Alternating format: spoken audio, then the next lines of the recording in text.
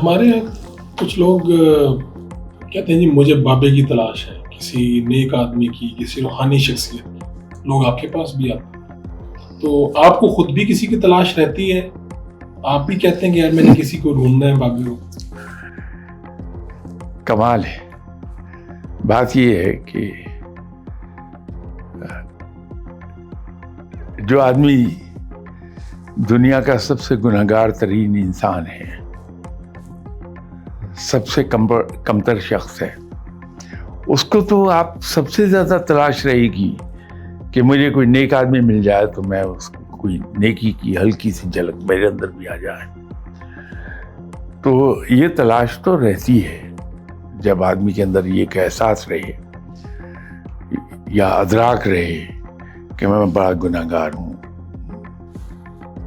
میں بہت کمتر ہوں، تو پھر وہ تلاش کرتا رہتا. تو مجھے تو تلاش رہتی. تو کبھی کچھ ایسے لوگ ملے کہ جن کو مل کے آپ کو اطمینان ہوا ہو یا آپ نے کہا ہو کہ یار یہ تو نہیں، بڑے بڑے اچھے لوگ ملے. میں ایک صاحب کا ذکر اکثر ٹی وی پروگرامز میں کرتا رہتا ہوں. کہنے کو تو وہ ہمارے باس تھے گورنمنٹ کے زمانے میں، لیکن وہ باس سے زیادہ استاد تھے. اللہ انہیں غریق رحمت فرمائے. بھی کچھ 2 سال پہلے انتقال فرما گئے، نیئرلی 100 ایئرس کی ایج پہ. کمال کی شخص تھے وہ، اور انہوں نے زندگی میں اگر میں کچھ سیکھ سکا تو 90% کنٹریبیوشن انہی باس کا تھا. تو اس کو آج بھی میں ایکنالج کرتا ہوں. حالانکہ وہ 73 میں ہمارے باس بنے تھے اور 76 میں ان کی ٹرانسفر ہو گئی تھی وہاں سے. تو وہ جو ان کا 2.5 سال 3 سال کا عرصہ تھا، وہ آج بھی میں یہ کہتا ہوں کہ بڑا میرا سرمایہ ہے وہ. اور میں اس کی وجہ سے آج بھی ان کا بڑا احسان مند ہوں کہ انہوں نے سکھایا. ان سے پہلے ایک باس تھے ہمارے، سوشل سکلز ان کی بڑی خوبصورت تھی، بڑے اچھے انسان تھے.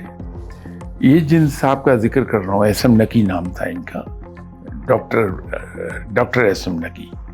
بعد میں انہوں نے پی ایچ ڈی کر لی تھی. ان کو سکھانے کا بڑا شوق تھا ینگسٹرز کو.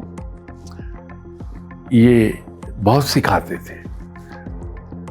اپنی ڈیوٹی سے کہیں باہر جا کے وہ ان کی تعلیم دیں گے. میں ایک ان کے سکھانے کی بات آپ سے کر رہا ہوں. میرا نوجوانی کا زمانہ تھا. ظاہر ہے اس زمانے میں تیزی بہت ہوتی ہے انسان میں. تو کوئی ایسی بات ہو گئی تو میں نے جا کے ان سے عرض کی کہ سر میں یہ لیٹر لکھنا چاہ رہا ہوں، مجھے اجازت دے دیں کہ گورنمنٹ میں آپ تھرو پراپر چینل جاتے ہیں. تو یہ نہیں کہا کہ مت لکھو، کہا ہاں ضرور لکھیں، لیکن ہوا کیا ہے. تو میں نے کہا صاحب فلاں صاحب نے یہ کیا، کہ بیٹھ جائیں. تو مجھے کہنے لگے کہ شاہ صاحب یہ آج اتنا مصروف زمانہ ہے. This I'm talking of 1974. کہ آج اتنا زمانہ ہے، مصروف ہے، کسی کو کیا پڑی ہے کہ وہ آپ کے پاس آئے اور آپ کے کہے کہ فلاں آدمی آپ کے بارے میں یہ کہہ رہا تھا. تو there must be some reason behind that. تو ظاہر بہت سینئر آدمی تھے میرے، ان کے درمیان میرے ڈپارٹمنٹل ہیڈ سے پھر احترام تھا.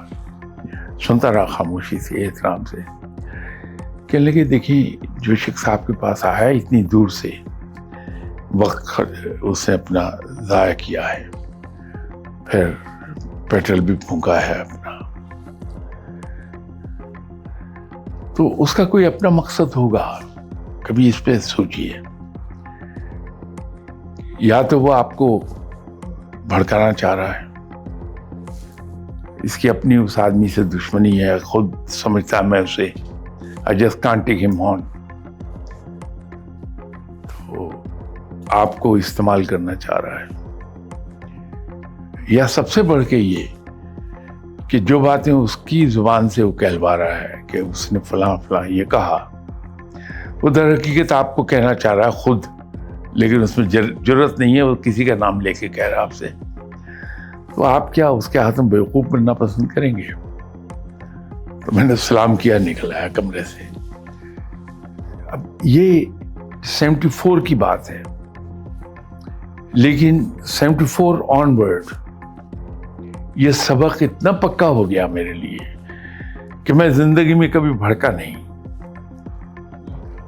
چاہے کوئی میرے اوپر 10 گھنٹے کام کر لے، سنتا رہوں گا عذرائے مربت، لیکن بھڑکوں گا نہیں کبھی.